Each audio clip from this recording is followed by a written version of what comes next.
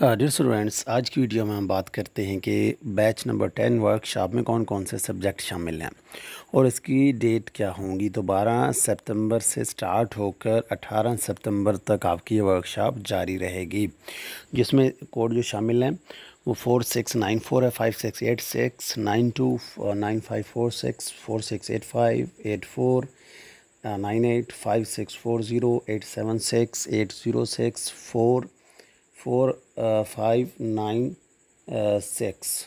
ठीक है, उसके बाद है जी 1921 3610 683 623 5005 9541 4675 769504082905 4628304546 6566 46275650। उसके साथ ही 4532 1958 1972 4617 6552 827 6410 826 9601 854 1655 4618 851 2960 4690 5675 5680 3952 4594 65 6162 5015 8401 8744654 5010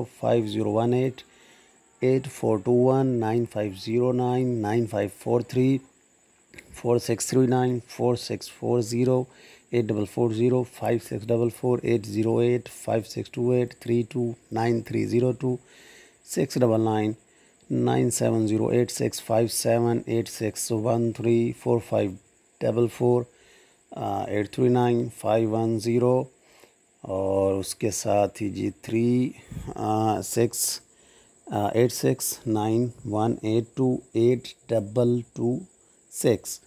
तो ये वो कोड हैं जिनकी वर्कशॉप आपकी 12 सितंबर से स्टार्ट होकर 18 सितंबर तक जारी रहेगी। तो मज़ीद अपडेट के लिए हमारे चैनल को लाजमी सब्सक्राइब करें।